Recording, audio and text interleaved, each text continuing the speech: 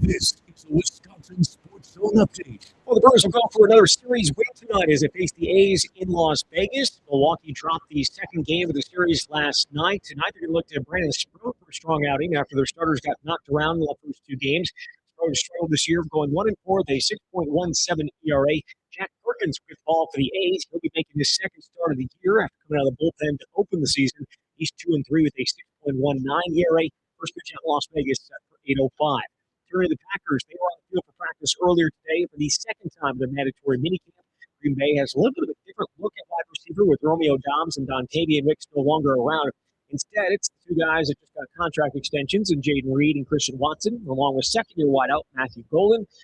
They're going to be together for a bit here, which quarterback Jordan Love is a fan of. Yeah, I mean, that's a great group of guys right there. And so, like you mentioned, to have those guys knowing that they're going to be here for the next couple of years, that's great. Great for us as an offense to keep building upon the continuity we got together as a group, keep building chemistry, and just try to find ways to get better and better every year. But they're great players. Packers will close out their mini camp tomorrow. Everyone should feel confident about their path forward. Exact Sciences Now Abbott has teamed up with UW Athletics to help promote cancer prevention and early detection. The Exact Sciences Athletes Program is unique as it connects UW student athletes with the company's work to provide breakthroughs in cancer care and treatment. UW student athletes helping raise cancer awareness to make a difference in the Madison community. Learn more at uwbadgers.com/Exact Sciences Athletes. Well, the NBA draft gets going in just 13 days. The Bucks currently own the 10th pick overall. Could own more if they do end up trading Giannis Antetokounmpo. With this Wisconsin Sports Zone Network update, I'm Zach Heilprin. And by Tucker, just to be clear, has your team and the Packers had those contract extension talks yet? There's certain information I'm not allowed to divulge at this point. So you could do with that comment what you will. That's not a no. Question. I want to play for this organization my entire career. I'm spoiled to have been drafted here, and this is all I know. Green and gold is all I know. So we'd like to keep it that way. This is where Wisconsin gathers to talk sports. Packers, Brewers, Badgers, Bucks. The Wisco Sports Show is on the air. Now, here's your host, Grant Bills. That's Tucker Kraft. Spoke with the media for 8, 9, 10 minutes. At least the audio that I could get my mitts on from Mike Clemens and others up in Green Bay this afternoon. So that's where we'll start. Just more than anything, we can get an update on Tucker Kraft's injury, maybe an upcoming extension, as you heard him reference there, and just use that as kind of an on-ramp into some Packers talk. I want to talk about tight end. I want to talk about the corner position. There might be something going on contractually with Keyshawn Nixon, which I know a lot of Packers fans think is insane. How could Keyshawn Nixon be upset about his contract? And I was actually thinking about this last night on my drive home. My brain works a very weird way. I was going right by the Monona Drive exit, and I had some thoughts that I jotted down in my notes app about the cornerback position that I think are worth discussing. So a couple Packers items on the table. First being Tucker Kraft, his injury, and a potential upcoming extension. That's where we'll start. We'll work in the Brewers as well, and Jesse Temple will be here at 5:30. It's Wednesday, so we'll talk Badgers with him. This is the Wisco Sports Show. My name is Grant Bills. Hope you're having a great day. I did not stay up for the Brewer game last night, just as I didn't on Monday night. Thrilled with my decision-making so far this week. Can't wait to probably go to bed early. That ballpark is ridiculous. These are not real baseball games. And also, I don't know that I need to watch Robert Gasser pitch any more than I did last night, which is a couple innings. He actually wasn't awful. He wasn't their biggest issue last night, but still, I have not been enjoying the Robert Gasser experience. So we'll work that into tonight's show. If you want to talk Brewers, Packers, whatever else, I'll take your calls. 608-321-1670. You can call and text that number. The live stream is up and running. The Wisco Sports Zone app has it there. The show has a YouTube page. It's on Facebook. It's on Twitter. It's everywhere. It's very easy to consume. And if you miss any of it, the podcast is always available just after 6 o'clock. I post it. So you can listen to it the night of or save it for the morning or whatever. You can go back and and pick apart the pieces that maybe you missed if you're not going to be listening when Jesse joins later, or maybe you missed two of our outstanding guests last night, Mike Clemens and Spencer Michaela. Spencer, especially with the Brewers, we talked a lot about their prospects. So that's not something that's going to age out. You could get to that at any point this week. Unless, of course, they call up Luis Lara or something. Well, then it would age, but I don't think that's on the horizon this week. Who knows? Hopefully. I know a lot of Brewers fans want that. Like I said, I want to start with Tucker Kraft. And actually, I'm just going to play a video for those who are lucky enough to be watching on the live stream, the simulcast. Mike Clemens was nice enough to not only send over some audio, but some video. This is 3 minutes or so from Tucker Kraft in front of his locker talking about his injury, the outlook on his injury, the recovery so far, and when exactly he expects to be back out on the field. Here's Tucker Kraft. We're just playing the game. You know, there's a lot of things that really need to happen, you know, prior to me playing in the season. But with I'm anticipating that Goody will just, you know, start me on the pup, just allow me to hit training camp running, if you understand what I'm saying. I feel like he wants to protect me as well as, you know, in turn protecting me, protecting the team. Is week one something that's realistically in your mind a target that you're shooting for, or do you think more likely it might be later September or after? I starting camp on the pup and coming off camp, my anticipation is, you know, they don't really want us talking about our injuries and stuff, but with how I feel, I would say I'm going to get all the conditioning I need in camp to start week one on no pitch count. As you've gone through the rehab process, is there a trust or confidence that you kind of had to regain within the knee injury? Or Well, because mine was a contact injury, it wasn't my body necessarily failing me. I have all the confidence in the world in my knee. It's just about getting that strength back in the quad, calf, hamstring, getting everything together. And just 2 Mondays ago, I hit 21.5 miles an hour. So my speed feels fine. It's just about the cardio and getting those reps and all the footwork and fundamentals that comes with playing tight end at a high level. That's what we're working on now. I was going to ask you about the speed talk. Is that like what you were pre-injury? I mean, around that I hit that at 6.5 months. So this Saturday I'll be 7 months post-surgery, and it's just it's that same grind.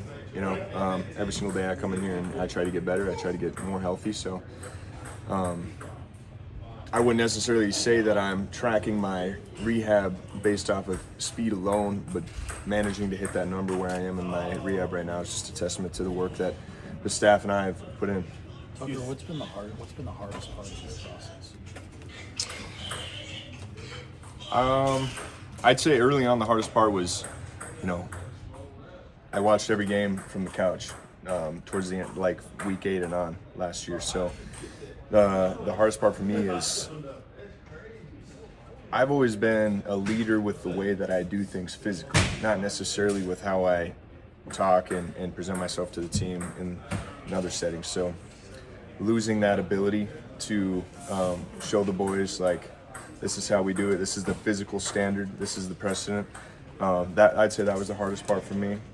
Just not being in the game, but we're past that now, and I'm just, you know, blink and camp will be here. So let's dig into that last part first, right?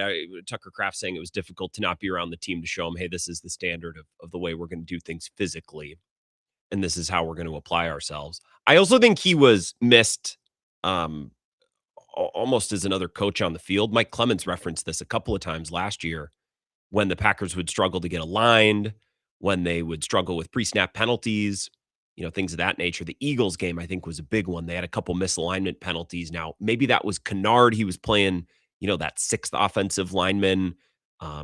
You know, he was lining up in some ways that were pretty unconventional. It's not something that they'd done a lot of.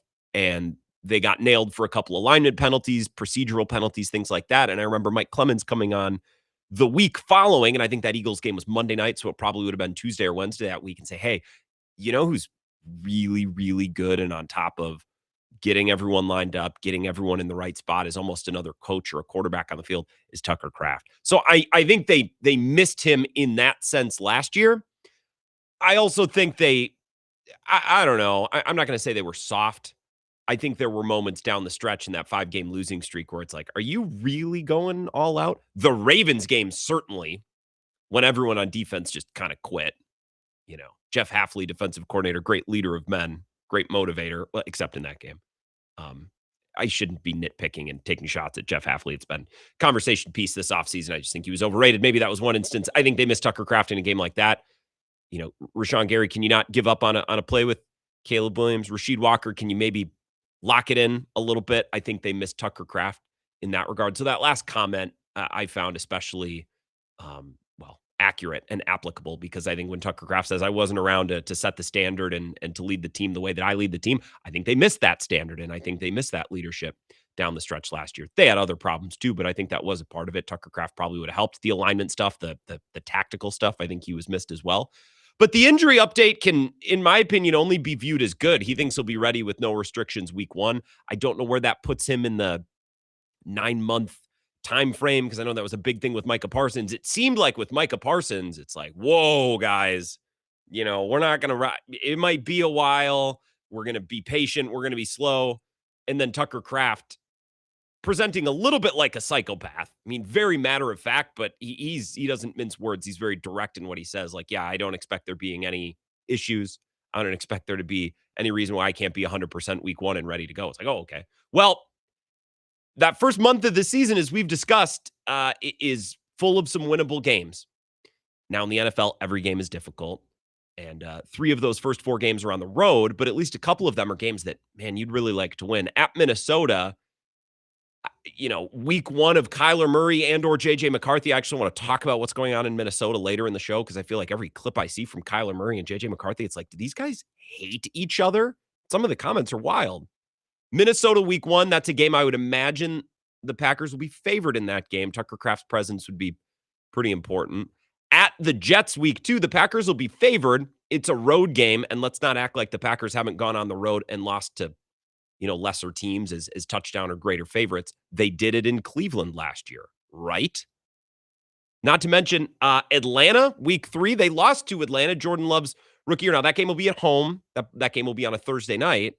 But that's a game that should be very winnable. Tucker Kraft helps them collect some early wins, and then Tampa Bay in week 4. I don't know that they'll be favored in that game, but a non-divisional game, a road game, yes, but a road game that's not as challenging as at Detroit, at Chicago, at LA, although that one's interesting because I don't know how many, Rams versus Packers fans.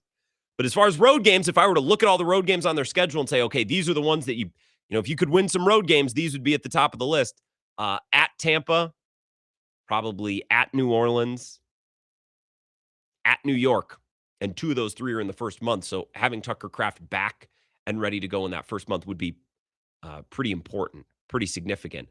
I also think Tucker Kraft's role on the offense, and we can talk about this through the lens of a contract extension as well, is pretty important, because I'm no longer at the point where I'm expecting growth and progression from the players that they have on the roster, other than Matthew Golden, right? And that's a big point of improvement or progression or growth.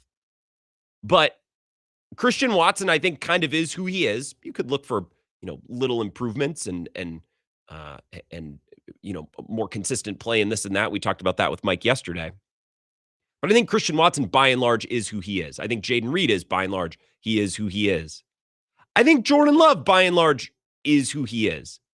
And I think Tucker Kraft, what we saw last year, I mean, if there's room to improve there, great. But I think he is who he is. This is not 2 years ago where it felt like the sky is the limit for Jaden Reed or Dontavian Wicks or Christian Watson or Romeo Doubs or Tucker Kraft. Like, I feel like these guys have established themselves now. They're going into year 4 or year 5. This kind of is the offense. So Tucker Kraft kind of has to be out there because there's not another guy. They didn't just draft a tight end. They're not chock full, other than Matthew Golden, of young receivers that I think have a ton of promise. If you feel differently about Savion Williams, then good for you. But I don't know how much I'd bank on there. This is their offense. I don't know that there's a huge group of young players that are going to take a jump and help this offense grow without the success and the production of Watson, Reed, Kraft. Golden being obviously the big one, but that's really it. That's a difference from where we were 3 or 2 years ago or even last year. So Kraft kind of has to be out there. Here's a little bit more from Tucker Kraft, just some things that I just listening to him and his personality I find interesting. This is him describing how he does not expect there to be any lag. I'm going to be the same guy when I step back on the field, and Packers reporters kind of asked him to expand on that.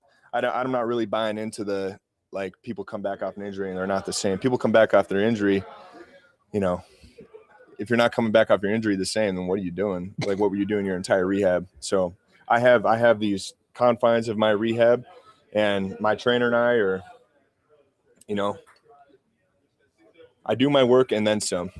So some people might not be the same, but that they don't speak for me. Like, I was cutting some audio before the show, and I just laughed at that. It's like, if you don't come back just as good as when you got hurt, what are you doing? It's like, okay, all right, yeah. When you put it like that, man, good point. I'm not going to argue. I know some people take a little bit to come back. There's an adjustment period, but as he said at the end, what was it? What did he say? Those people don't speak for me. Good God, man. Be the same, but that they don't speak for me. It's like, okay, this dude's kind of a psychopath. He was asked about being a fan favorite and how the fan base is excited for him to come back. I feel like I can do no wrong sometimes, but that's the best thing about it is this fan base loves me just for who I am. Why do you think you're such a fan favorite? Because I'm just me. I don't put on a face for the cameras. I just some kid from South Dakota that loves to play football. Very genuine and very direct. We'll hear a little bit more from Kraft when we come back about his contract and about his future. And I think that's worth discussing. How much are the Packers going to be paying to Kraft, Watson, and Reed? I know Golden's on a rookie contract, but they're triumvirate. And you could throw Josh Jacobs into this. You could talk about a quartet of Jacobs, whether or not he plays. That's kind of secondary to this conversation. Jacobs, Kraft, Reed, Watson. How much money are you paying to those guys? This offense should be awesome. This offense should be, you've invested, you've picked all your guys. This offense should be great. So we'll talk about that. We'll talk about his contract. We'll hear a little bit more from Tucker Kraft on the other side. And if you want to jump in and talk Packers, 608-321-1670 is the number. I'll take your calls next as well. This is the Wisco Sports Show with Grant Bills on the Wisconsin Sports Zone Radio Network. Shopping for new windows and doors shouldn't feel like a negotiation. Pella Windows and Doors of Wisconsin doesn't believe in games. They never inflate pricing, and there's no high-pressure sales pitch. Just premium windows and doors built for long-term comfort, beauty, and peace of mind. Buy direct through Pella, and one trusted team handles everything with Pella-certified installers every step of the way. Real pricing, premium quality, no games. Pella Windows and Doors of Wisconsin. Schedule your free in-home consultation today at PellaWI.com.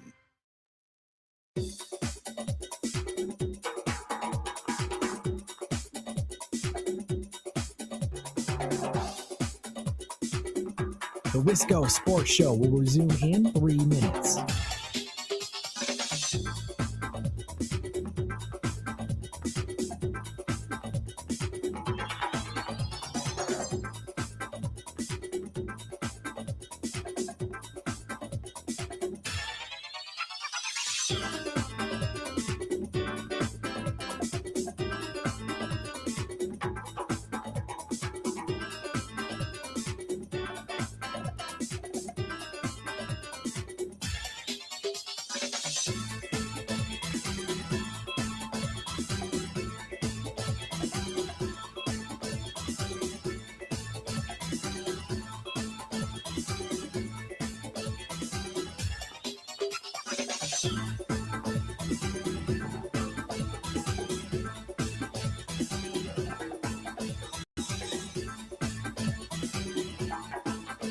The Wisco Sports Show will resume in 2 minutes.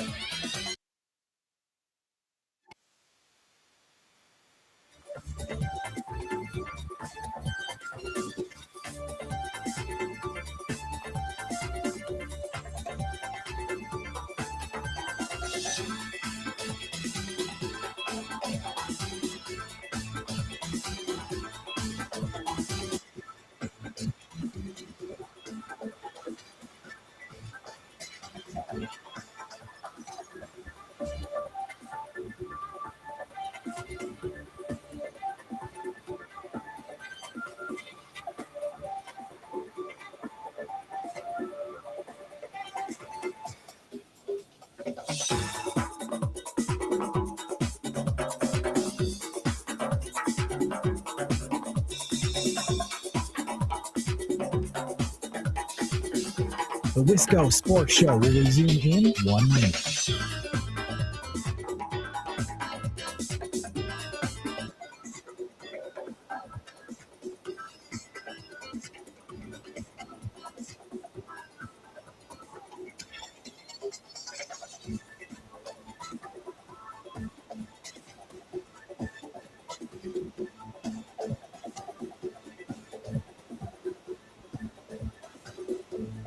The Wisco Sports Show will resume in 30 seconds.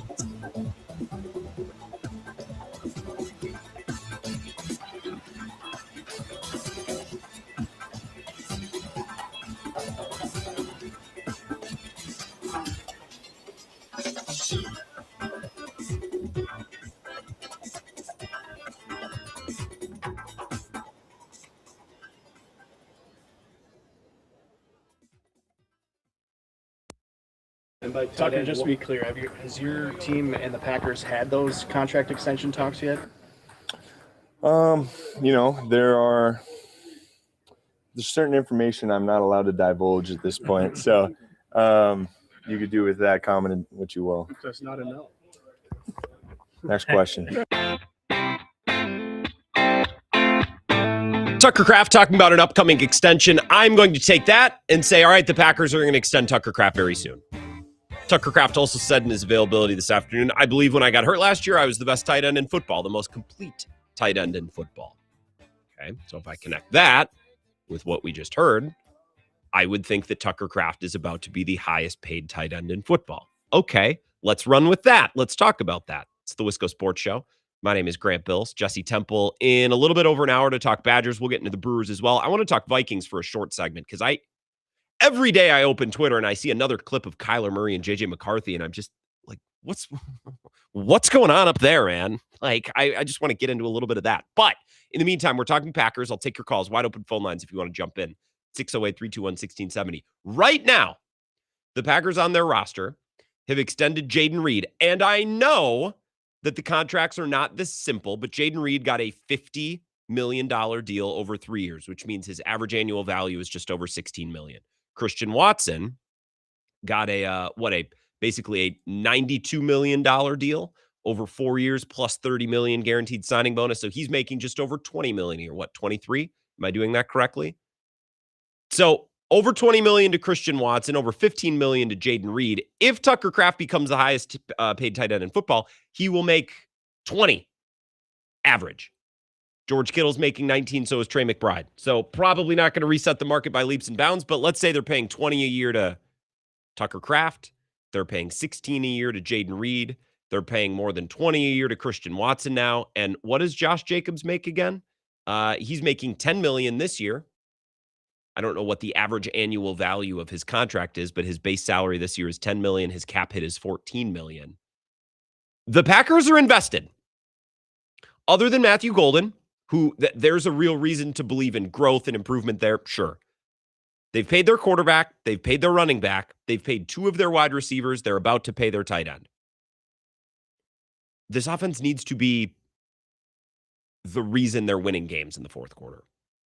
You know, we've talked so much about the Packers defense over the years. Dom Capers sucks, and Mike Pettin sucks, and Joe Barry sucks, and nobody said Jeff Hafley sucks. I don't think he sucked, but I don't think he was the messiah that everyone thought he was. I want their defense to be good. I want their pass rush to be better. I want them to force more turnovers. Yes, yes, yes. But as I say all the time, the offense is allowed to win games too. The offense had opportunities to win lots of games last year that they didn't. Your quarterback, running back, tight end, wide receiver, they're all getting paid. They're all making money. So don't look at me when the Packers have a 4-point lead in the fourth quarter. They can't add on to score another touchdown, and then the defense gives it away. All right, we'll nitpick the defense for what they didn't do to slam the door, but I'm going to look at the offense too. Very few people ever do. 2 years ago, when everyone was a kid, no one had been paid. Jordan Love's first year as a starter. Okay, fine. They're not mature. Maybe they're not ready yet. They're ready now. Just look at their paychecks. This offense needs to be dictating terms in the fourth quarter of games this year in a way that they haven't been the last couple of years. Otherwise, why are these guys getting paid? Because when you pay guys, you're saying, you're our guy. You're the guy. We think we can get it done with you. So they better get it done with these guys this year. And they haven't extended Tucker Kraft yet. I'm just operating on the assumption that they will. Okay. And I think that's fair. 608-321-1670. Wisco Sports Show. Who's that? Not waiting till the last minute tonight. We're talking Tucker Kraft. Yes. Hell yeah. Vagabond John. Football. I didn't want to lead with the Brewers today. It's my instinct to start with the baseball game from the night before, but we're talking more football tonight. I did enjoy the Travis Wilson of Milwaukee Brewers conversation last night. That was fantastic. He did not. What does that? What does that mean? Because you say that someone's the Travis Wilson of anything, they're not going to consider that a compliment. But I don't think you mean it as an insult. No, I mean Travis Wilson is the only guy that I would ask about high school football players in the state of Wisconsin. He dominates one specific niche. Okay, but for better or for worse. And this guy, he is the premier expert. It's like the cap guy. Who's the Packers cap guy? Ken Ingles, yeah. I see what you mean. Yeah, exactly. Where it's like you dominate and you own a topic, right? Gotcha. If you need to know a Joe Barry stat, which color are you going to ask, right? Like this is, everybody's got to have their niche in this, in sports industry or ecosphere or whatever. But Tucker Kraft, $19 million AAV is my measuring stick. If he gets more than Trey McBride, who has 1,000 yards playing for a, bleep tier team down in Arizona, right? If he gets more than him, now we're paying a bunch more for a guy who's never put up Colston Loveland production, right? He's never put up that number. And yes, injury obviously played a big role, but they also had a really light early half of the schedule last year. And so when you look at the offense, it was kind of humming in the first 8 games, which maybe Tucker Kraft is a big part of that. I'm sure his agent is saying like, hey, look at the win-loss. Look at how much you guys sucked when my guy wasn't on the field. And I think that's a strong argument. But I hate the idea of paying a player for potential production when it hasn't been proven out yet. That's how I feel about Christian Watson a little bit. And I don't hate the contract, to be clear. I would have hated it if he got true number one money. But same thing for Tucker Kraft. For Packer fans, have that number $19 million per year. If we come in somewhere between 17 and 20, I think that's a reasonable expected range.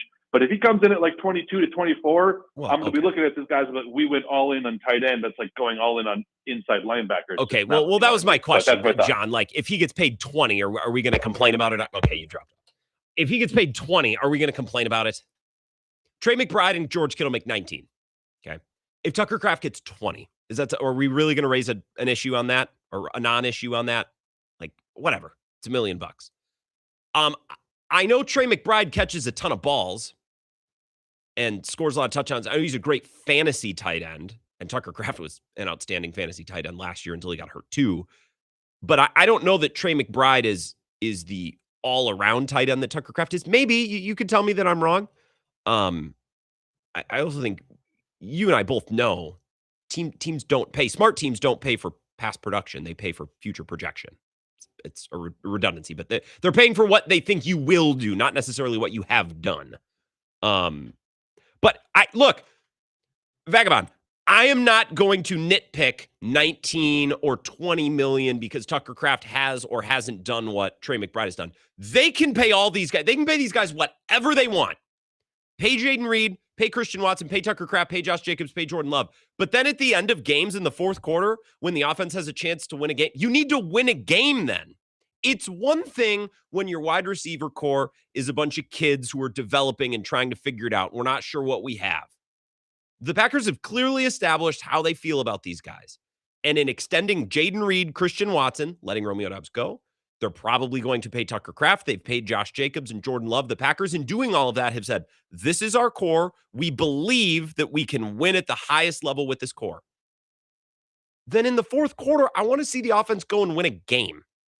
I don't want to sit here and argue about how, Devontae Wyatt got hurt. It's like, okay, yeah, that's important. But guys, the quarterback, the coach, the wide receivers, the tight end, the running back, that's where the money is. That's where the focus is. That side of the ball needs to go win a game.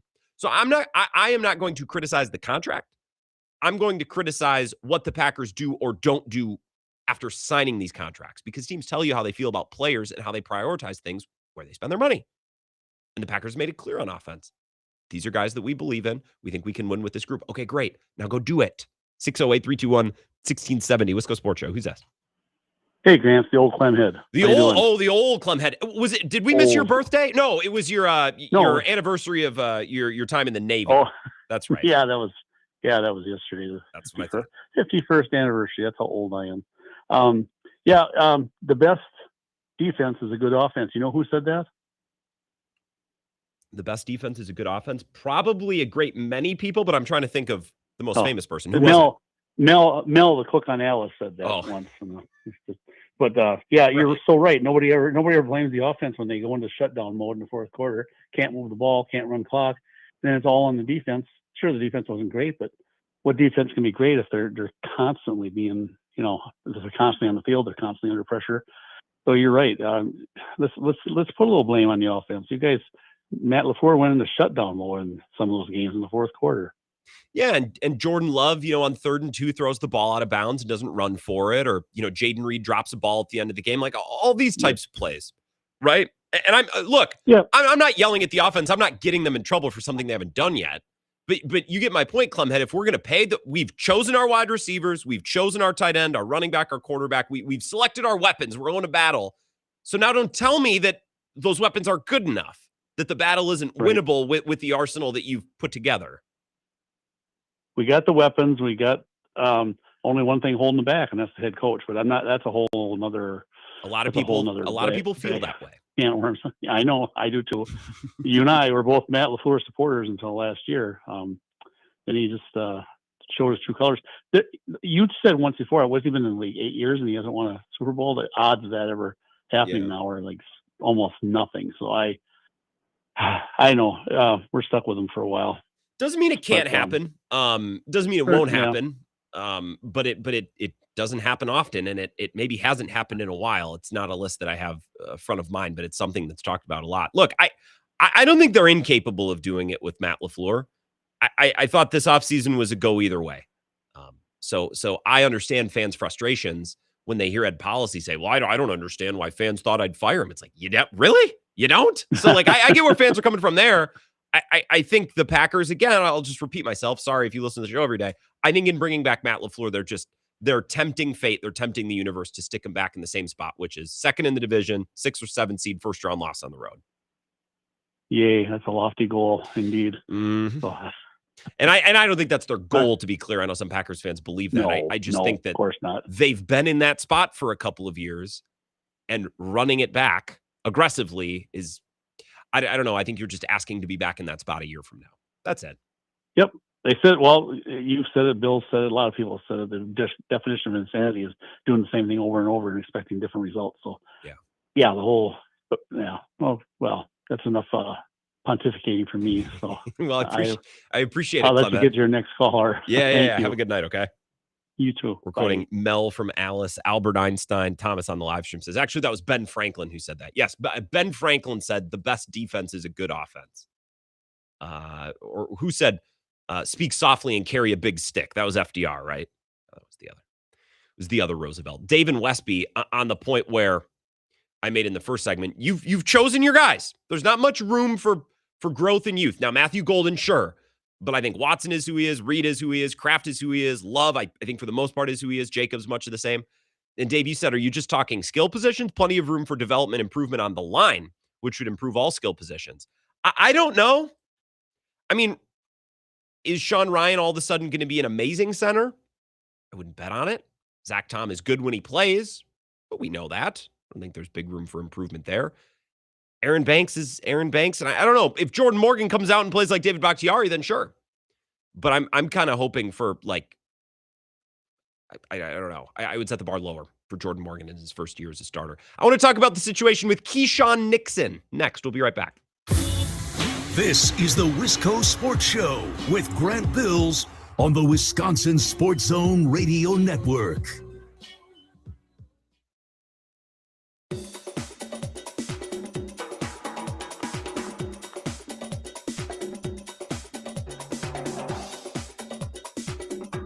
The Wisco Sports Show will resume in 5 minutes.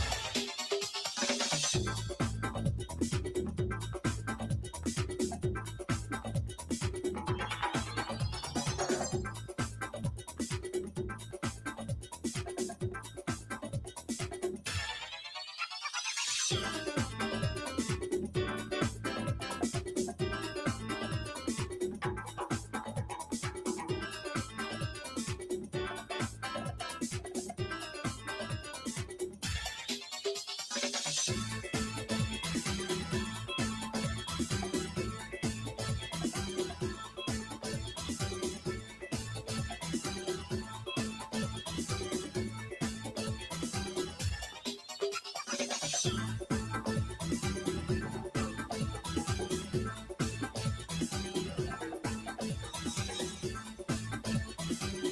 Wisco Sports Show will resume in 4 minutes.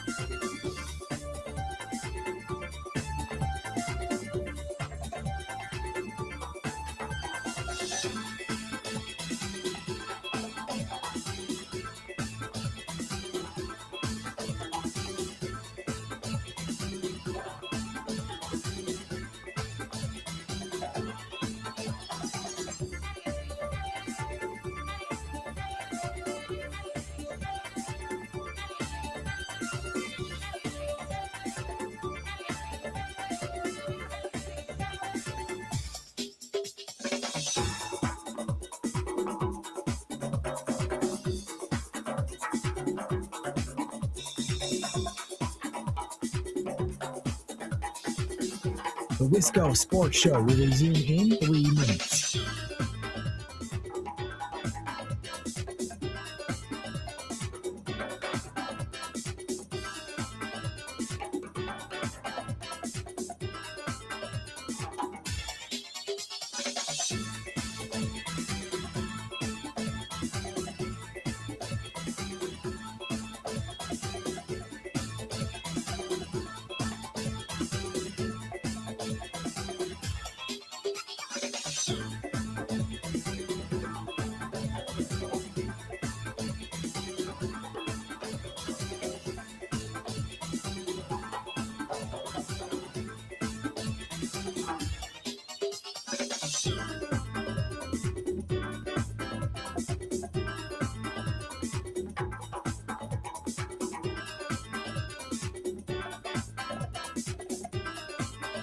The Wisco Sports Show will resume in 2 minutes.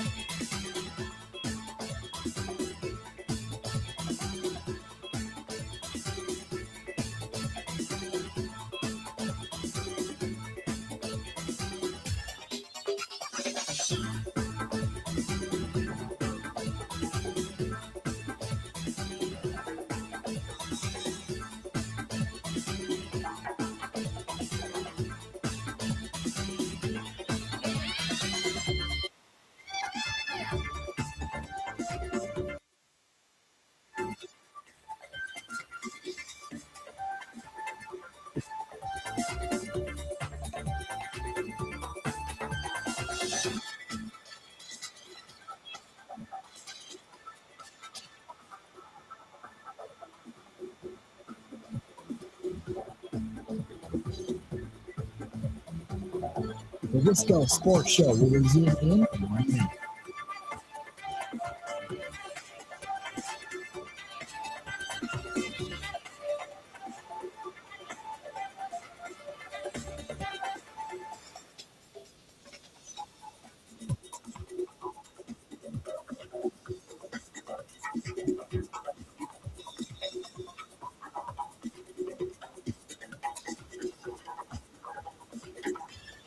The Wisco Sports Show will resume in 30 seconds.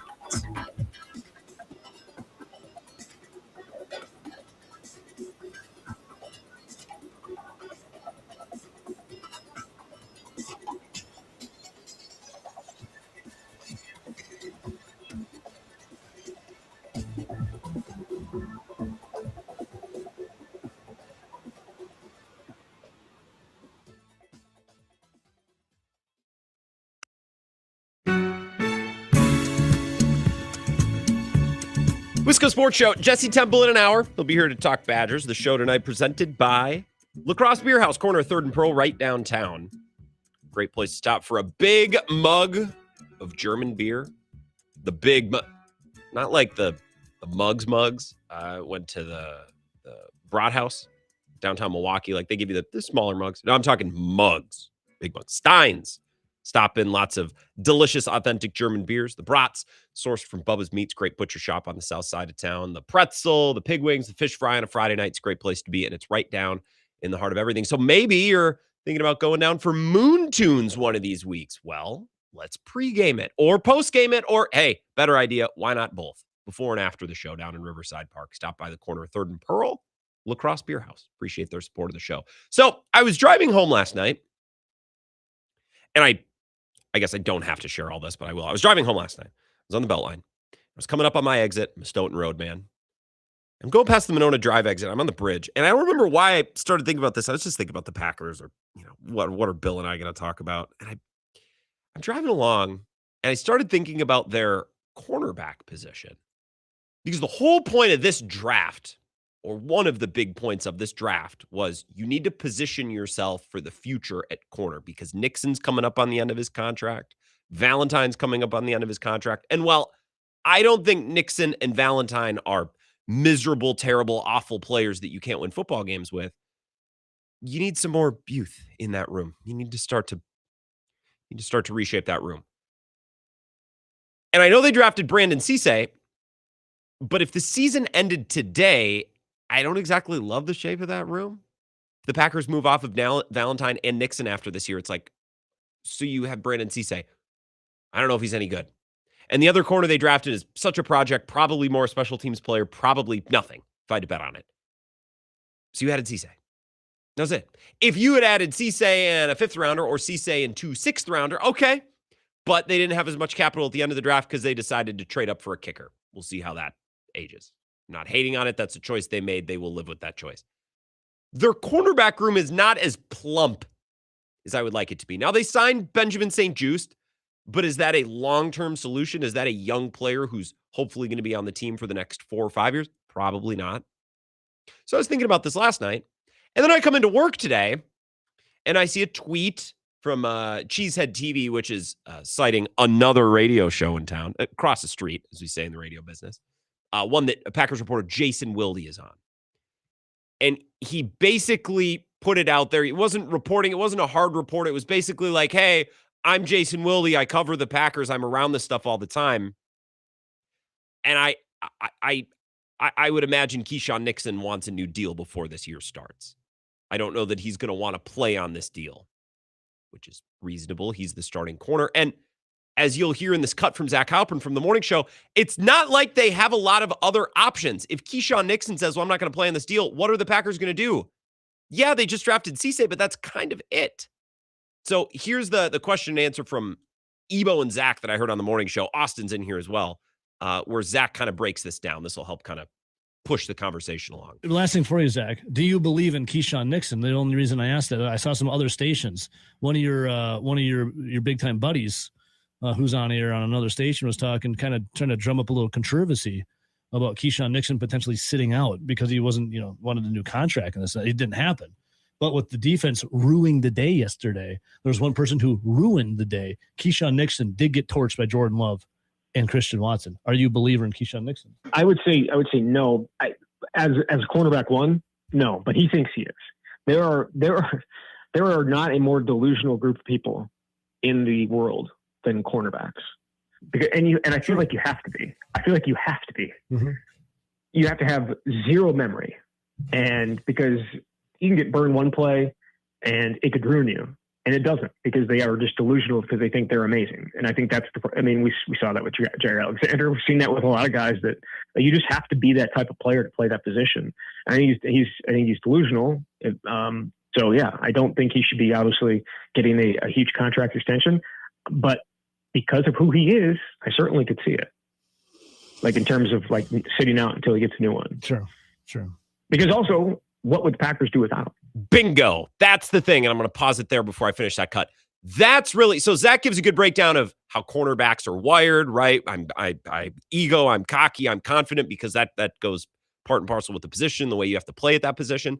But also look at the rest of the team. If the Packers had drafted 2 corners this year and 1 corner last year, and it felt like Like with Elton Jenkins, look, we signed Banks, we drafted Jordan Morgan, we drafted Belton. It's almost time here, buddy. And he could see the writing on the wall. He didn't really have any grounds for forcing a new contract because, well, the Packers kind of had options behind him. Now, none of them played all that well, but that's kind of beside the point. They had options. Who's sliding in right now and playing cornerback every week at an NFL average level if Keyshawn Nixon decides to hold out? Sure. Because also, what would the Packers do without him? They have That's zero actually depth a great question, isn't it? They have zero depth there. Zero. Do they believe? He does have leverage. Which, again, this is what I was thinking about last night. It's like, wait a minute. I thought a goal this offseason was supposed to have depth and young talent in that room. And again, they added Cisse, but that's not enough. Do they believe that they can win with or without him? Without him? Zach, with him? Well, yeah, they're gonna. I mean, they're spending $150 or $150 million on wide receivers. So I think they're just going to try and outscore everybody. And that goes back to, they've paid Watson, they've paid Kraft, they're going to pay Kraft, they've paid Reed.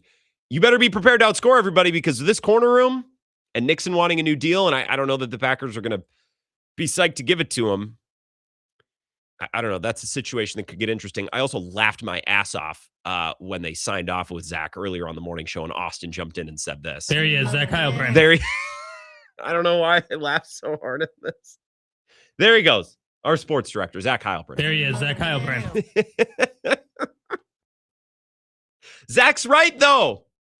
Like, who else do they have? If they had done last year what they did in, what draft was that? 2015 or 2016 when they went Randall Rollins 1-2. I know neither one of those players turned out to be anything special, but it was clear they're looking to in with the new, out with the old.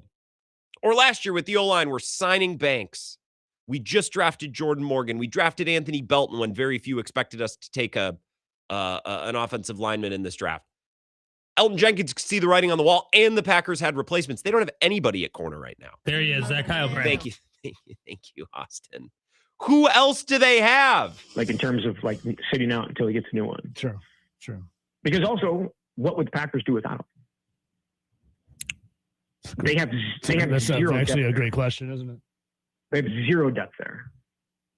Zero. Do they believe? He does have leverage. Do they believe that they can win with or without him? Without him? Zach, with him? Well, yeah, they're gonna. I mean, they're spending $150 or $150 million on wide receivers. So I think they're just going to try and outscore everybody. There you go. Scott on the live stream says, "Has anyone signed Ricardo Hallman yet?" I don't know if he's on a team or not. It's a good question. There he is, Zach Heilprin. Thank you, Austin. One last time. Brad in Sturgeon Bay on the text line, adding on to our last segment, said Abraham Lincoln once said, "Don't believe everything you read on the internet." That's true, unless it's sports talk radio, because every rumor and every little thing is going to be something that we take seriously for the sake of content. When we come back, one more NFL thing. We can get into some baseball to begin hour number 2 if you would like. I don't understand what's going on in Minnesota, straight up, with their quarterbacks. Every day I see a different clip or a soundbite that just has me asking questions. So we'll get to that next to wrap up hour number 1. There he is, Zach Heilprin. This is the Wisco Sports Show with Grant Bills on the Wisconsin Sports Zone Radio Network.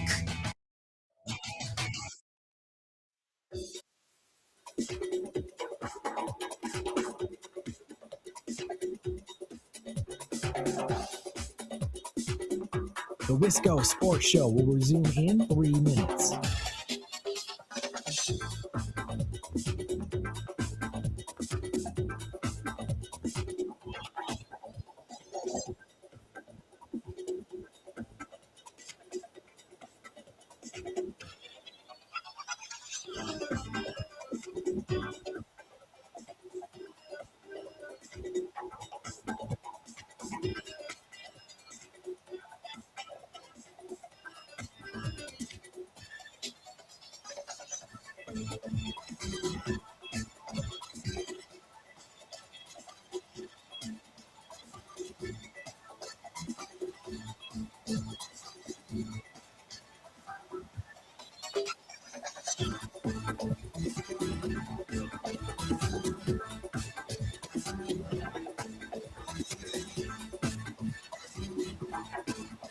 The Wisco Sports will resume in 2 minutes.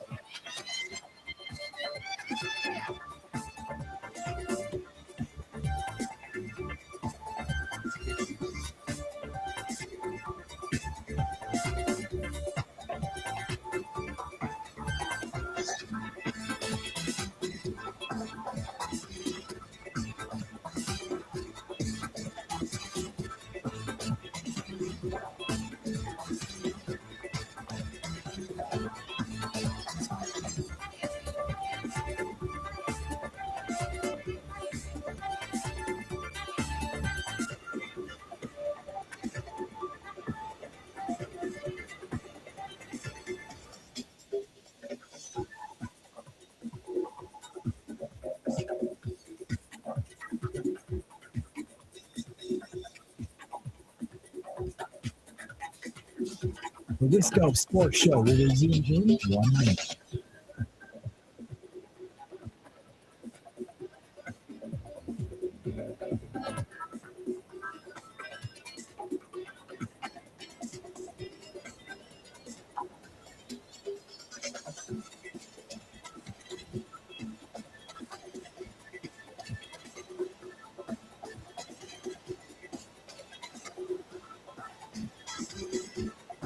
The Wisco Sports Show will resume in 30 seconds.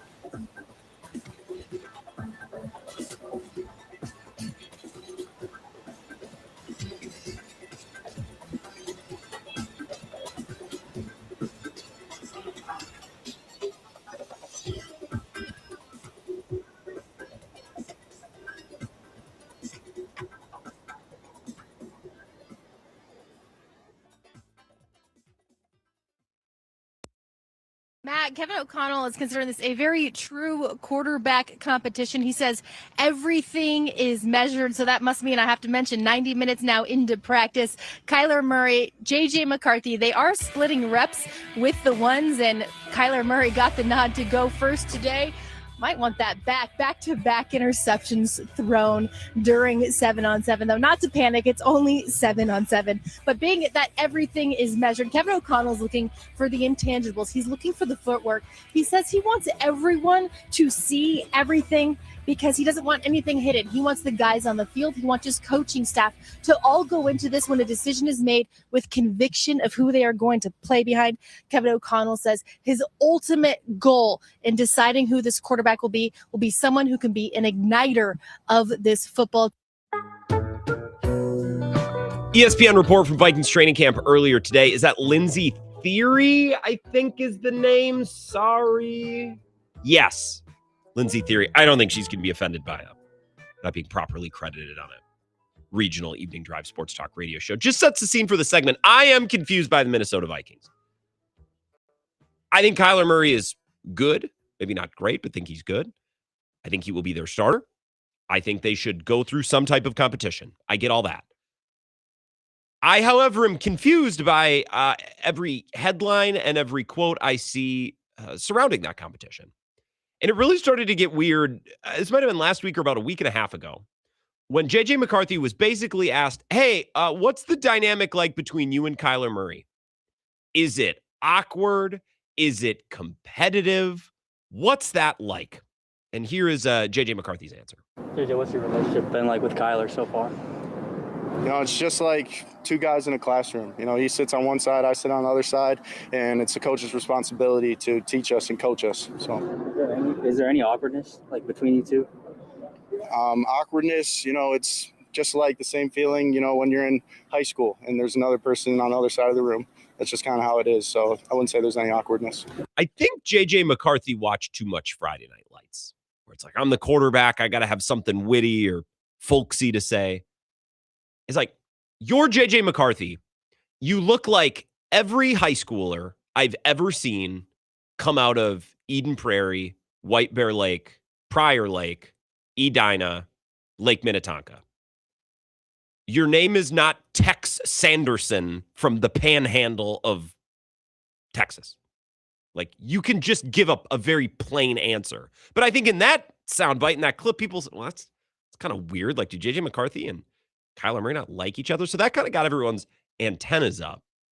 Kyler Murray asked about the toughest part of adjusting to Minnesota so far. Obviously, he was in Arizona for the first portion of his career. Now he's in Minnesota. What's been the toughest part there, Kyler? I think the toughest part is, again, I was there for 7 years. I know I had two different, offensive systems, but at the same time, you're getting all those reps. You know, now having to split reps, it's me already being behind, not getting the amount of reps that, you would typically want a guy to get learning an offense. That's probably the toughest part, just, again, going back to the past, being in control of everything, understanding what we were already doing because I was comfortable within the system. Now coming into the new system, learning on the fly, trying to play fast, efficient, and let it loose while learning is pretty, that's the toughest part. So Kyler Murray gave an answer. Well, the hardest part is I got to split reps with this other guy, which maybe isn't what he meant. That's what I heard. That's what a lot of people heard. J.J. McCarthy asked about this. What Kyler Murray says he's frustrated with splitting reps. What do you think? Those reps being distributed are something out of my control, and the only thing I focus on is that next rep, and keep it as simple as that. I don't know that J.J. McCarthy can stay on this roster when Kyler Murray eventually wins the quarterback competition. I'd like to think that Kyler Murray, when he wins this, and he's going to win this job. Kyler Murray's good. There's a lot of talent there. Arizona is a catastrophe. Okay. I don't know if Kyler Murray can do what Sam Darnold did in Minnesota, but I'm pretty darn sure he can be significantly better than what J.J. McCarthy and Carson Wentz and Max Brosmer did in Minnesota last year, right? So Kyler Murray's going to win the job. I don't know that J.J. McCarthy can hang around as a backup. First, I wouldn't be surprised if, Kyler Murray's announced the starter. J.J. McCarthy, what do you think? Because obviously everyone's going to ask him. And he said, well, I'm just talking with my family and my agent about next steps, which is what that pitcher for the Pirates, Carmen Mlodzinski, said a couple weeks ago. Like that whole thing. Aaron Savali, that whole thing. It's like, well, I'm not starting. I don't want to be here. I could see McCarthy doing that. Or just based on what I've heard from J.J. McCarthy throughout this quarterback competition, I don't know that he's media savvy enough to keep the eyes off him and to keep the attention down with him as a backup. I don't know that he can stay on this roster. Kyler Murray becomes a starter. I don't think it's a coincidence they gave Carson Wentz a big bucket of money, a relative bucket of money, a backup bucket of money. I don't know, man. I think Kyler Murray's going to eventually win this job, and I think J.J. McCarthy's going to get traded. And if he had shown the ability so far to just be a little bit more media savvy, to just keep the temperature a little lower by not saying, weird Friday Night Lights type stuff, then maybe it'd be different. Because Kevin O'Connell could sit down with JJ and say, hey, look, man, Kyler's better right now, but look at his career. He gets banged up. We don't know how long this is going to work out. He's only under contract for one more year. You'll have opportunities. Just, bide your time. Get better. If the Vikings and Kevin O'Connell thought that J.J. McCarthy could do that, then sure. As an outsider, I just based on what I'm seeing, I don't know that he's capable of that. He's given weird analogies about, it's like we're in a classroom, It's like, no, I don't know. It's a weird analogy, man. It's like you watch too much Friday Night Lights. I think J.J. McCarthy is trying to be someone. Poor guy, I feel for him. He's trying to be someone, and he's trying to talk like someone that he's just not. He's not Peyton Manning. He's not, Patrick Mahomes, this American mythical quarterback figure. He looks like he's a guy who grew up going to his buddy's lake house and driving around jet skis on Lake Minnetonka. And yes, again, for the second, third, fourth time in 2 weeks, I'm just going to take a big fat dump on metro suburbs. They've created a million Wanakes. I'll continue to make that joke. Speaking of Wanakee, I've seen Jesse Temple out and about in Wanakee. He's going to join us in about 40 minutes to talk Badgers. Coming up next, we got a little bit of an in-betweener. In the interim, we could do a lot of things. We could stick with the Packers, and we can go back to where we started, which is Tucker Kraft, an update on his health. I'll take your calls on that. If you want to talk Brewers, we can certainly do that. I'll give you a Robert Gasser thought from last night. I complained about him. I didn't enjoy watching him, but I don't think he was their biggest problem last night. But I have a Brewers take or two for you if you'd like. We can get into that. But first, a 2-minute update. We'll just get the headlines from Zach Heilprin, the latest in Wisconsin sports. No commercials. No need to change the channel and come back. We will be right back in 2 minutes to begin the second hour of the Wisco Sports Show. Don't go anywhere.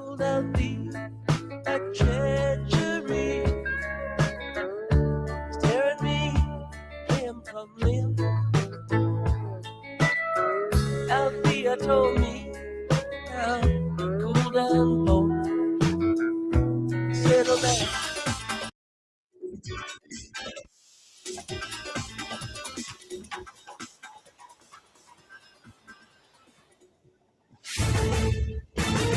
This is a Wisconsin Sports Zone update. Well, the Brewers and A's going to close out their series tonight out in Las Vegas. Milwaukee took the opener while the Athletics scrapped last night's game. Snapped a 4-game winning streak for the Crew. Tonight, they're going to send Brandon Sproat to the mound. He's 1-4 in the year with a 6.17 ERA. He gave up 3 runs over 5 innings his last time out. The Athletics counted with Jack Perkins. He's 2-3 with a 6.19 ERA. This will be his second start after coming out of the bullpen to begin the season. Gave up 5 runs in 4 innings in his first start. First pitch slated for 8:05. Turning to the Packers, they were forced inside this morning due to heavy storms in Green Bay as their mandatory minicamp continued. The first time since he received a new contract last week, wide receiver Christian Watson spoke to the media yesterday. His deal has a big final number, $110 million, but not a lot of that is guaranteed. Watson, okay with that. I mean, they gave me countless amounts of chances when it seemed like I shouldn't have had those chances anymore. So not to say that I'm paying them back for that or anything. I think that we both won on the deal. And I've got opportunity to still earn those dollars. So, guarantee or not, I feel like I'm in a good spot. They close out the mini camp tomorrow. Everyone should feel confident about their path forward. Exact Sciences, now Abbott, has teamed up with UW Athletics to help promote cancer prevention and early detection. The Exact Sciences Athletes Program is unique as it connects UW student athletes with the company's work to provide breakthroughs in cancer care and treatment. UW student athletes helping raise cancer awareness to make a difference in the Madison community. Learn more at uwbadgers.com/Exact Sciences Athletes. Well, the NBA draft now less than 2 weeks away. Plenty of eyes on the Bucks and Giannis Antetokounmpo. Co-owner Jimmy Haslam said last month they would like to have Giannis's future figured out before the draft, whether that's him re-signing, whether that's trading him. With this Wisconsin Sports Zone Network update, I'm Zach Heil, Prid. And by Tucker, just to be clear, has your team and the Packers had those contract extension talks yet?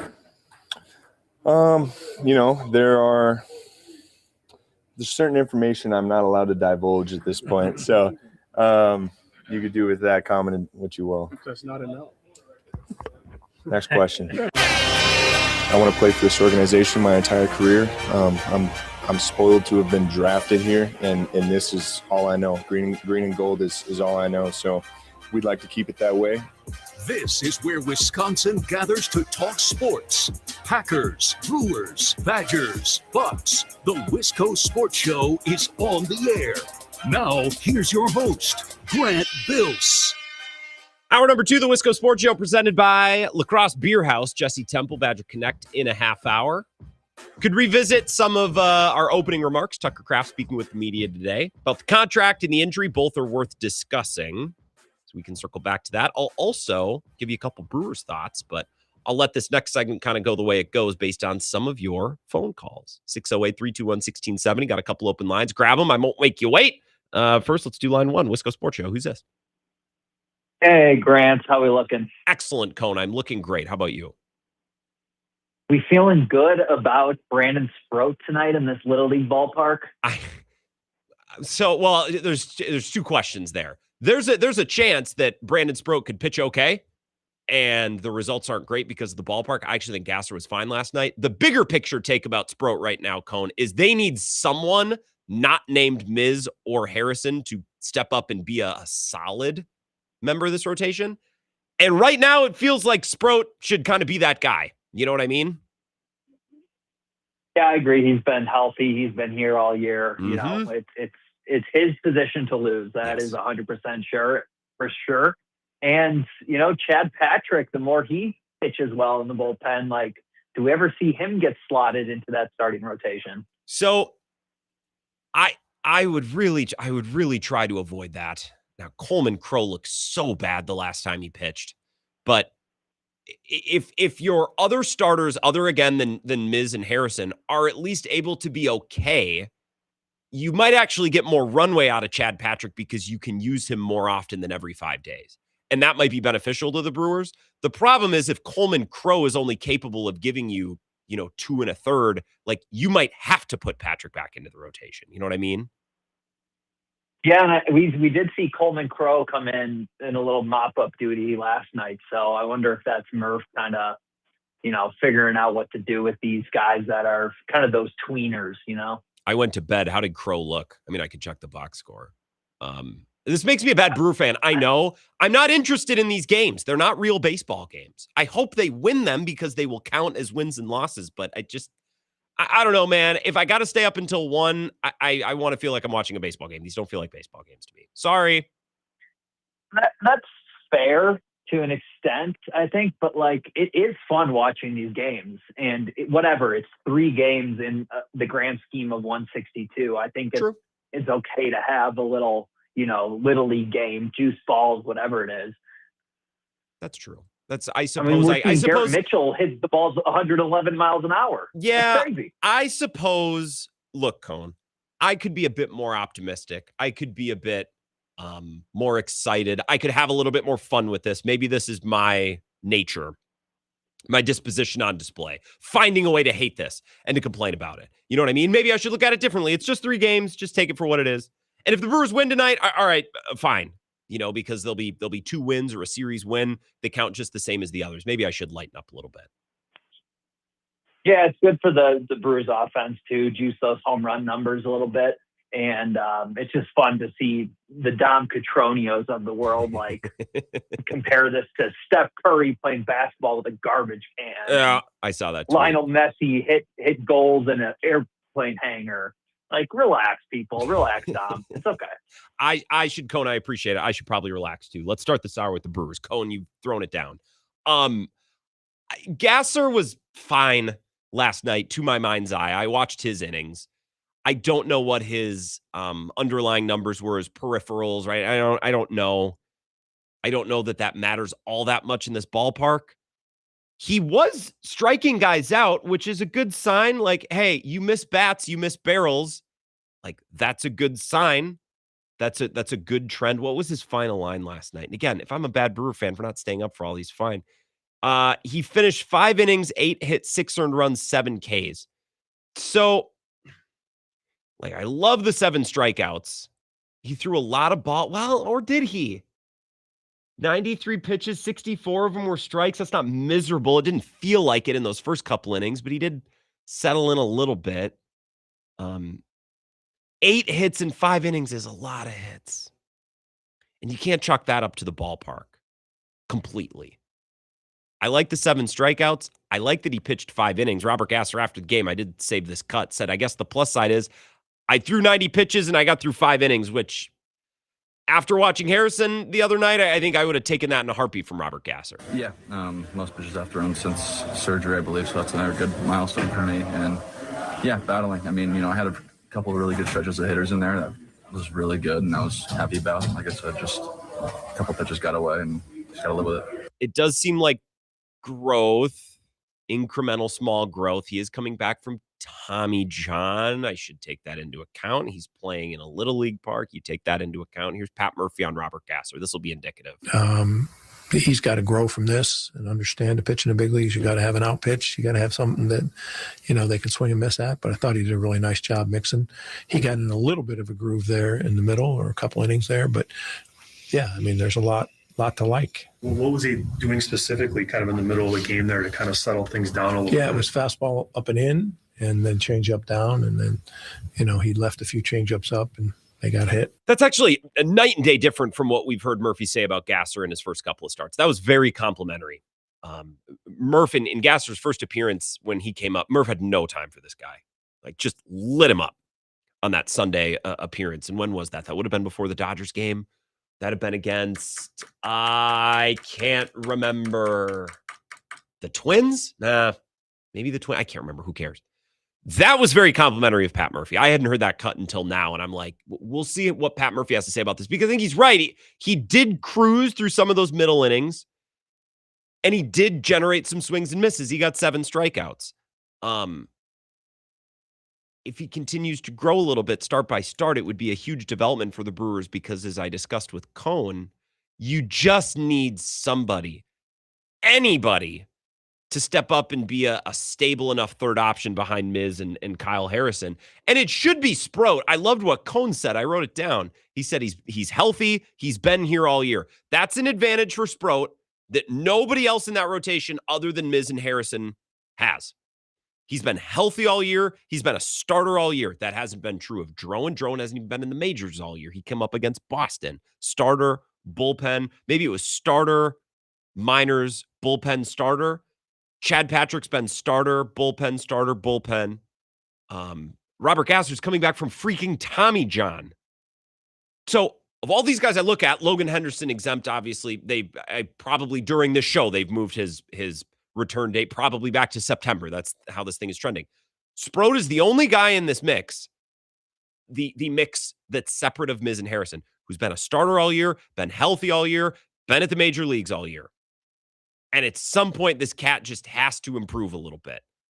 Tonight, it's going to be a really, really tall task because he's playing in a little league ballpark. But he's a guy with nasty stuff. Locate it and miss bats, miss barrels. Keep the ball in the ballpark the best you can. Get through 5 innings. Josh Gasser or Robert Gasser did it, for gosh sakes. 608-321-1670. Wisco Sports Show. Who's this? Josh Gasser was able to get through 5 innings last night for sure. Shut up, Darnell. Hello, by the way. I hope your home is okay in Madison. We're getting gnarly storms today. The antenna on our building got hit by lightning this afternoon. Oh, look out. Better turn on the tornado siren for that. Dude, I loved your tweet. Can we talk about your tweet for a sec? So Darnell tweeted this afternoon. He said, they use these tornado sirens like they owe them money. When I was a kid, you only heard the siren on Wednesday at noon or if your house was getting destroyed. I agree. I feel like I hear the tornado sirens once a week. I mean, I guess we have them, so let it rip, but I just feel like it's constant in 2026. I just think it used to signal danger, right? Yes. Like you heard those and you were outside, you went home. It right? used to signal take shelter, not, hey, you might want to close your windows, which is right. It's kind of been my experience this summer. Yeah, I heard them on my lunch break, and I was like, I should probably get back to the office quick. You know what I mean? Like, yeah. Not I should get to the basement and fear for my life. Yeah. Which is how I grew up with them. I don't know. I thought it's just been bugging me the last couple of years. It's using them a little bit liberally, but whatever.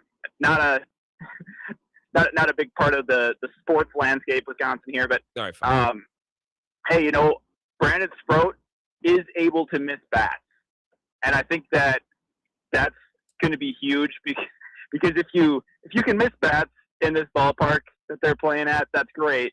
Because any contact, it feels like, just ends up leaving the ballpark. I watched a couple innings of the game last night. It's just a little frustrating because it's like, yep, 90, 92 off the bat, and it's 420 feet gone. Like, all right, that's cool. It doesn't really make sense in my brain, and StatCast is probably losing its mind right now with how these home runs are going. But again, there's only one more game of this, right? And then we're back to Miller Park. Yeah, and both teams are playing in the same park. Like Christian Yelich hitting the ball in the air and not at the feet of the second baseman. Like the Brewers could have quit themselves better.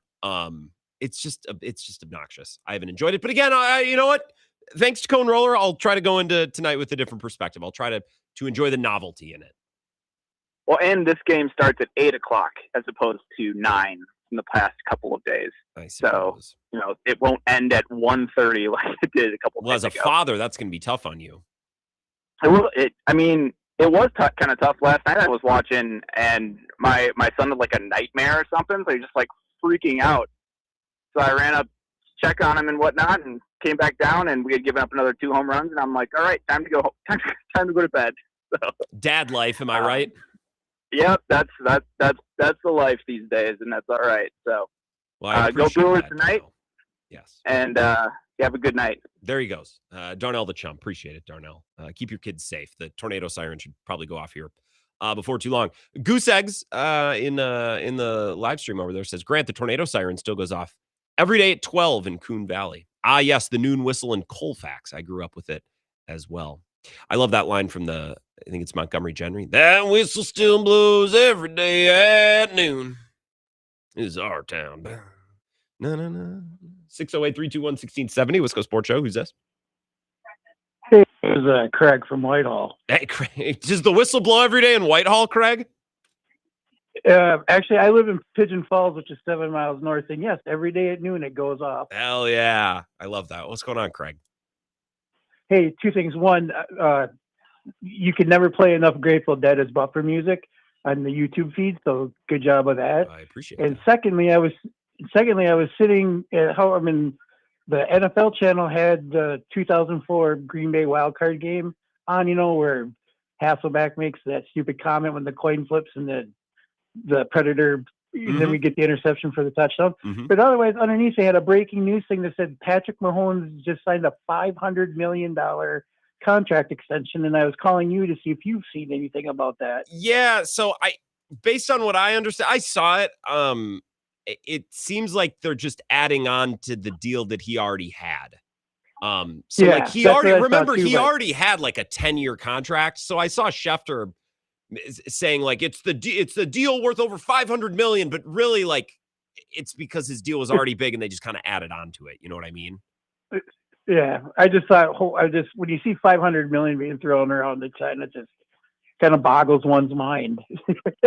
Well, yeah. Well, they kind of throw that kind of money around in Pigeon Falls, maybe in Alma Center, but probably not in Pigeon Falls. Yeah.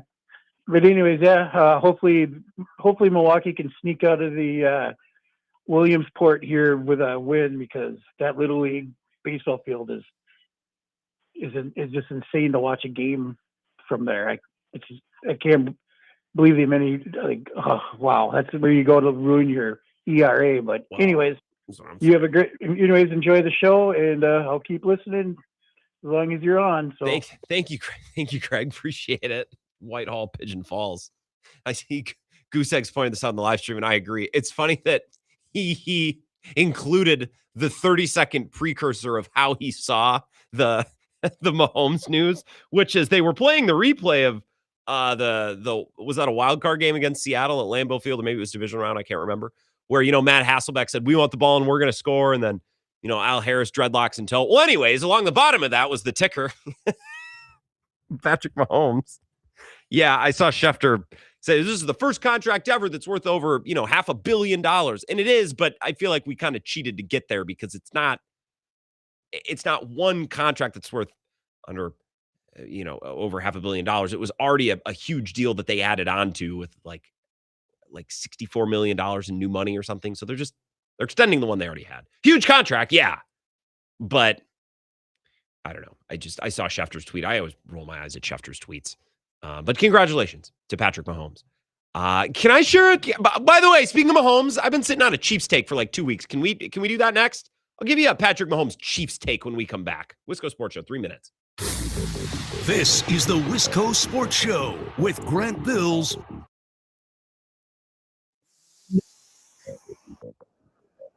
Shopping for new windows and doors shouldn't feel like a negotiation. Pella Windows and Doors of Wisconsin doesn't believe in games. They never inflate pricing, and there's no high-pressure sales pitch. Just premium windows and doors built for long-term comfort, beauty, and peace of mind. Buy direct through Pella, and one trusted team handles everything with Pella certified installers every step of the way. Real pricing, premium quality, no games. Pella Windows and Doors of Wisconsin. Schedule your free in-home consultation today at PellaWI.com.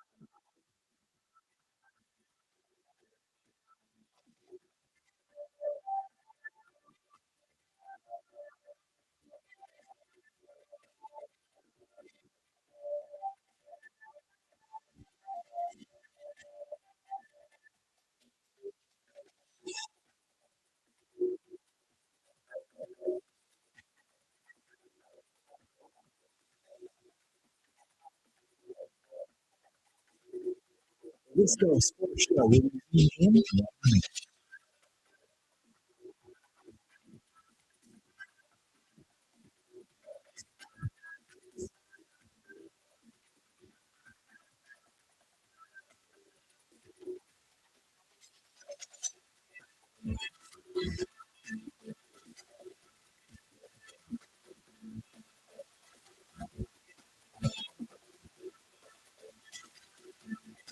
Let's go sports show. With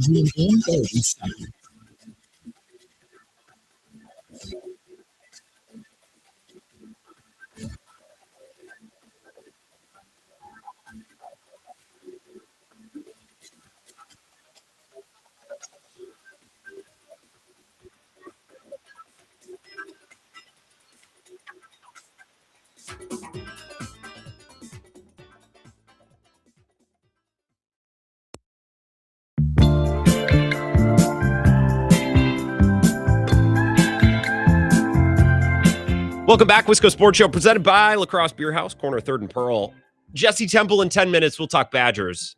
I was a little concerned when I talked to Jesse this afternoon. I told him, I'm like, Jesse, I have 2 or 3 things. It's kind of a quiet year. Official visits, there's always recruiting news, but I said I only have a couple of things. It could be a shorter appearance today. And we ended up talking for 16 minutes. So I do love having Jesse on. We talked about Badger recruiting, kind of the big picture outlook for the season, trying to find new angles and new stances to look at this upcoming season. The Brennan Sorsby thing, I forced Jesse to talk about that for a couple minutes. The Texas Tech quarterback situation, the gambling addict. Let's pray for him. He's in recovery. And of course, what he's got going on at Badger Connect as well. So you'll hear that conversation coming up. Couple of texts following up on our previous segment. Jared and DeForest on our Vikings quarterback comparison says, JJ gave the classroom analogy, but he sounded like it was more like 2 guys in a waiting room, both waiting to interview for the same job, awkwardly eyeing each other up. Yeah, this is why I don't know that JJ McCarthy can stay on the roster once Kyler Murray's named the starter. I don't know that he's media savvy enough, and they already paid Carson Wentz a bunch of money. I also don't know that JJ McCarthy wants to be there if he's not the starter.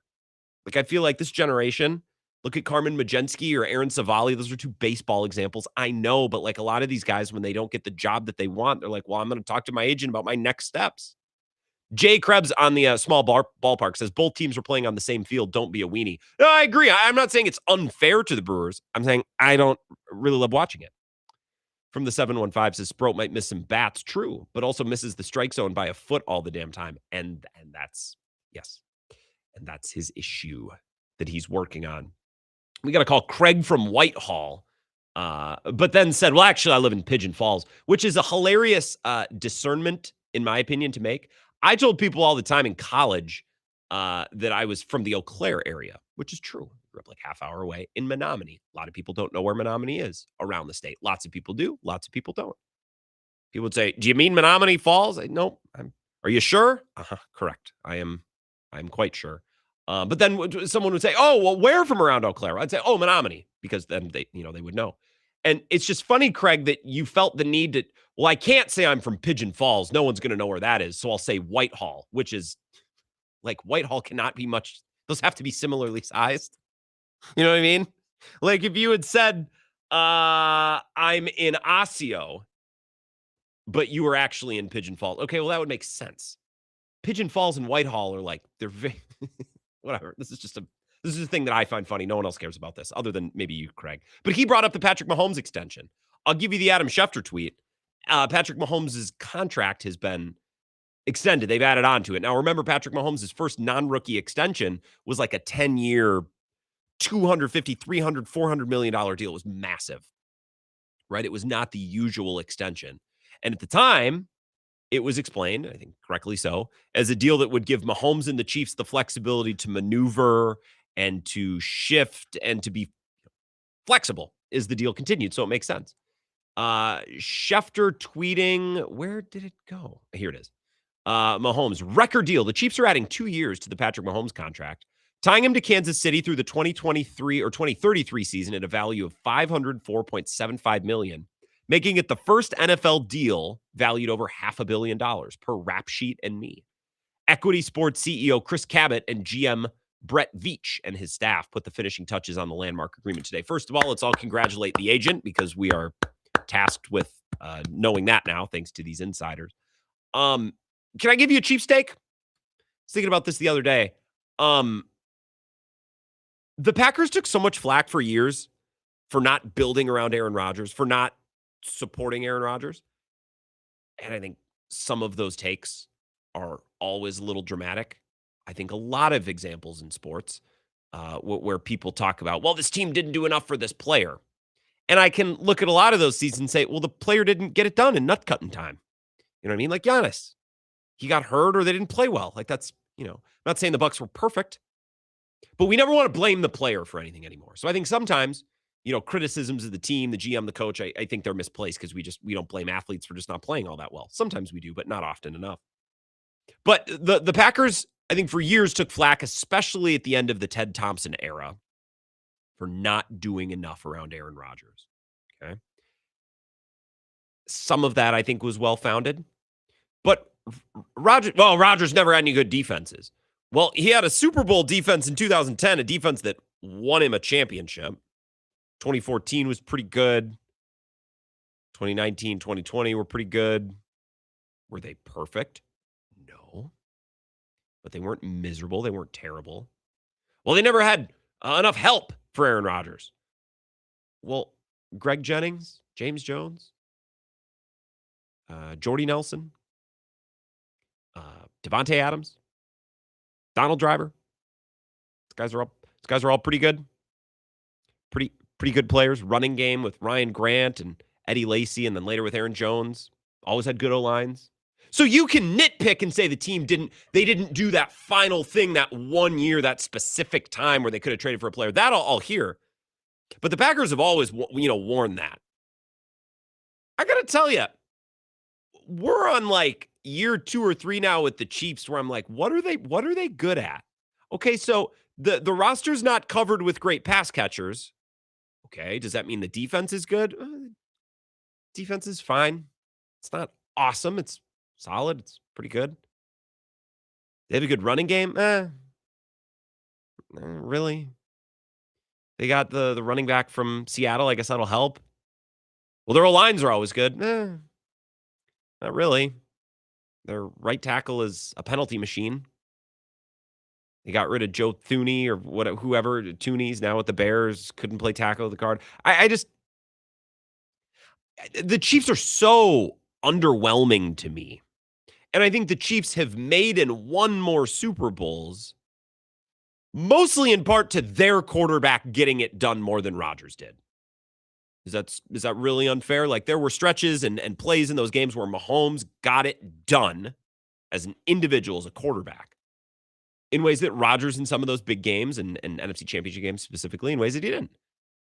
But for all the flack that sports talkers gave to the Packers forever about not doing enough around, who's Patrick Mahomes wide receiver 1 right now?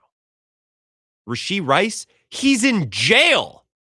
Literally in jail right now, in jail, in a cell, a locked door. Not, oh, he's in a legal issue. Oh, he has he's on probation. No, he's in jail. Physically, his body is in a facility, in an institution right now. Well, Xavier Worthy, I'm pretty sure Xavier Worthy sucks and can't stay healthy. Well, Travis Kelce. Yeah, Travis Kelce once upon a time. That would be like if the Packers had Greg Jennings for Aaron Rodgers and then just literally like never replaced him. But they kept him around. You know what I mean? Now, the Packers didn't keep Jennings around.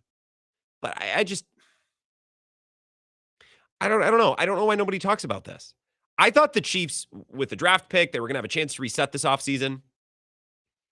They traded up to take a corner after they had traded away their other corner. Like, that's a lateral move.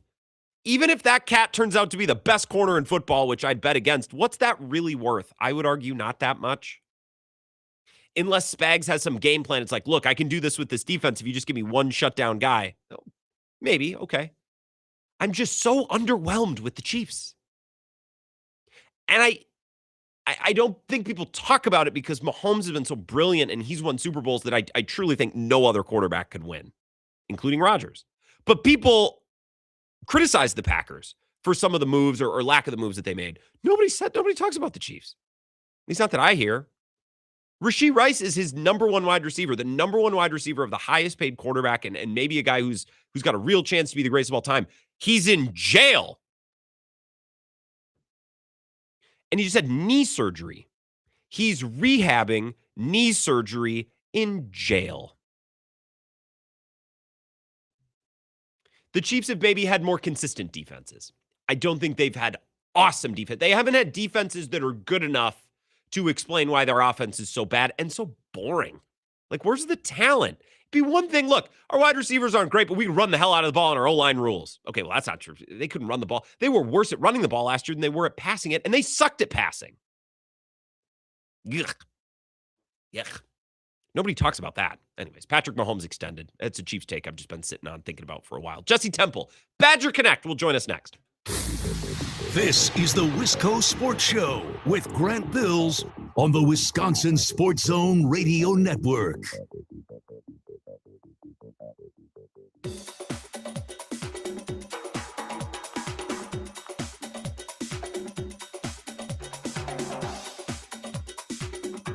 The Wisco Sports Show will resume in 5 minutes.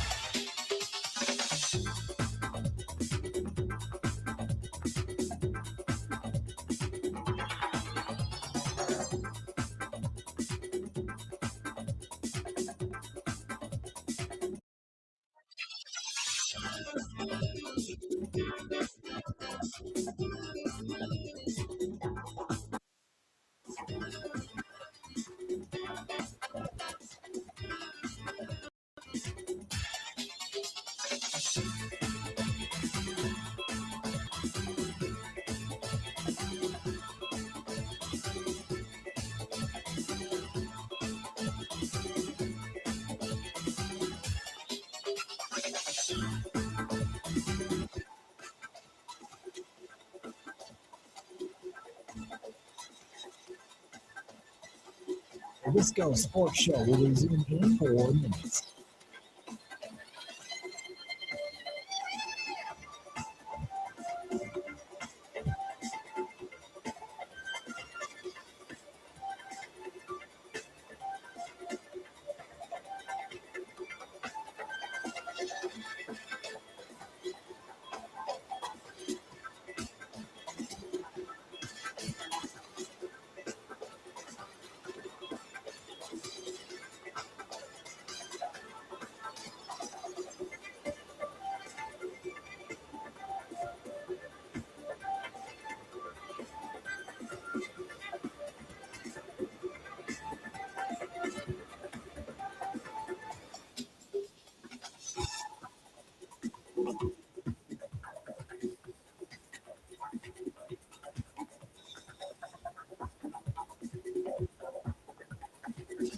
The Wisco Sports Show will resume in 3 minutes.